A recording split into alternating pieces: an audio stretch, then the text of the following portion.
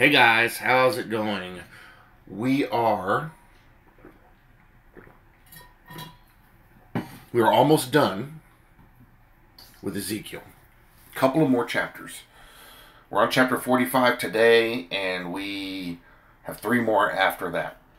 So we're almost done. And we are in a very interesting part of this because he's giving very detailed description of the temple and everything going on. And we're finding little tidbits of information that are leading us into a pretty clear conclusion. This isn't a temple that's ever existed. It's going to be a temple in the future. And what's going to happen at that temple. Now, what's really interesting is that, and we go back to chapter 41, I believe, he talks about there's going to be a new city and a new temple. Well, there's never been a new city yet. And there's been several temples, but this is going to be a brand new temple, completely different. And some of the description of how it's built is quite interesting. It's very big. So, let's continue this and see where this leads, because now we're in the part of it about the holy district. Because now we're getting into the areas around the temple. Moreover, when you divide the land by lot into inheritance, you shall set apart a district for the Lord, a holy section of the land. Its length shall be 25,000 cubits, and the width 10,000. It shall be holy throughout its territory all around.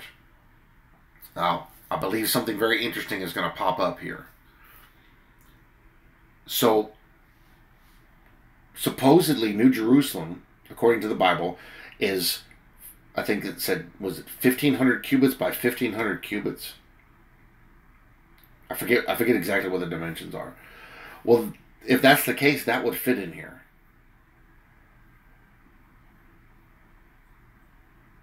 What would the other rest of the land be for?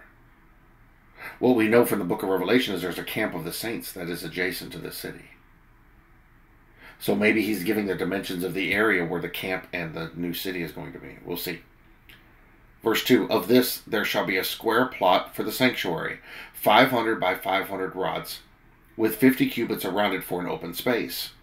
So this is the district you shall measure, 25,000 cubits long and 10,000 wide. In it shall be the sanctuary, the most holy place. It shall be a holy section of the land belonging to the priests, the ministers of the sanctuary, who come near to minister to the Lord. It shall be a place for their houses and a holy place for the sanctuary. An area 25,000 cubits long and 10,000 wide shall belong to the Levites, the ministers of the temple.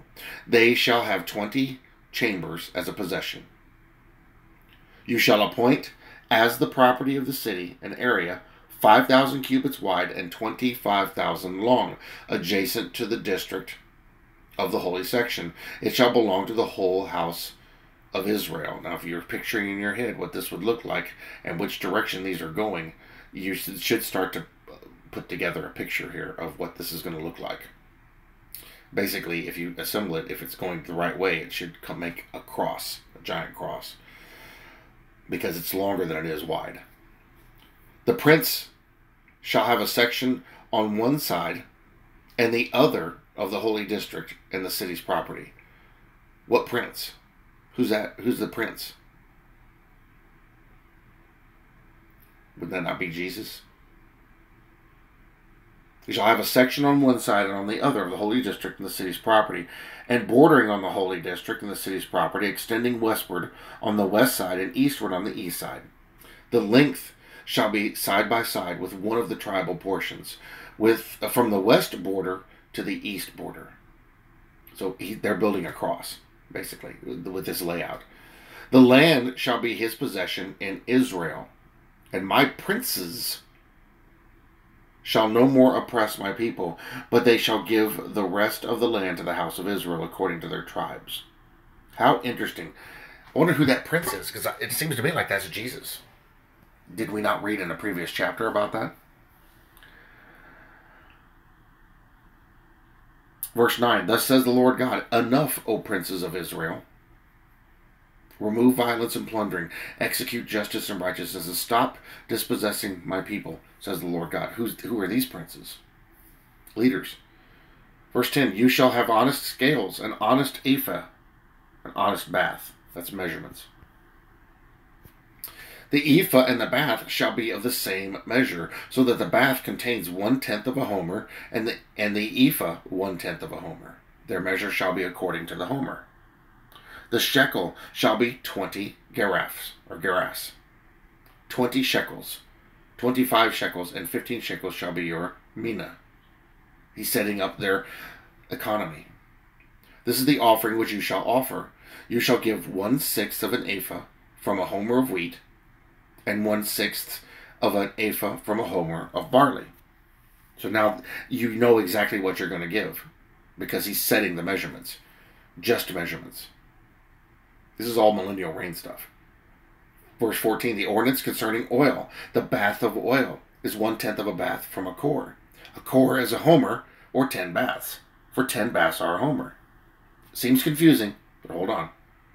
Verse 15, and 1 lamb shall be given from a flock of 200 for the rich pastures of Israel.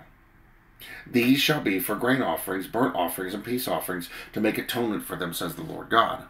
All the people of the land shall give this offering for the prince in Israel. Then it shall be the prince's part to give burnt offerings, grain offerings, and drink offerings at the feasts, the new moons, the Sabbaths, and in all the appointed seasons of the house of Israel.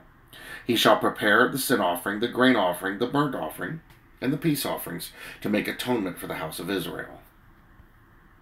Thus says the Lord God, in the first month, on the first day of the month, you shall take a young bull without blemish and cleanse the sanctuary. The priest shall take some of the blood of the sin offering and put it on the doorposts of the temple, on the 4 corners of the ledge of the altar, and on the gateposts of the gate of the inner court. And so you shall do on the 7th day of the month, for everyone who has sinned unintentionally or in ignorance. Thus you shall make atonement for the temple. In the first month, on the 14th day of the month, you shall observe a Passover, a feast of 7 days. Unleavened bread shall be eaten. And on that day the prince shall prepare for himself and for all the people of the land a bull for a sin offering. On the 7 days of the feast he shall prepare a burnt offering to the Lord, 7 bulls and 7 rams without blemish, daily for 7 days, and a kid of the goats daily for a sin offering. And he shall prepare a grain offering of 1 ephah for each bull, and 1 ephah for each ram, together with a hin of oil for each ephah. In the 7th month, on the 15th day of the month, at the feast, he shall do likewise for 7 days, according to the sin offering, the burnt offering, the grain offering, and the oil. Very specific stuff here. Why is this being given to them now if it's something they're going to end up doing when all this was already given back at the beginning of the book? Back in Exodus, Leviticus, and Deuteronomy. This was all already given back then. Why is he giving this now? This is probably what's going to be happening in the millennial reign. Because life is going to go back to normal with human beings there. You know, they're going to be a little different. They're going to live a whole lot longer. But it's going to be a little different scenario. Remember what Jesus said? We're going to be kings and priests. Well, there may be some of us that are descended from Levite tribes, Levitical tribes. I don't know. I don't understand it fully, but this is very much because of all the description being given here, and the specificity, and even the changes from the original. If you take this and go back and look at the original and how it was put out, you start to see changes there. Tells me this is something for future.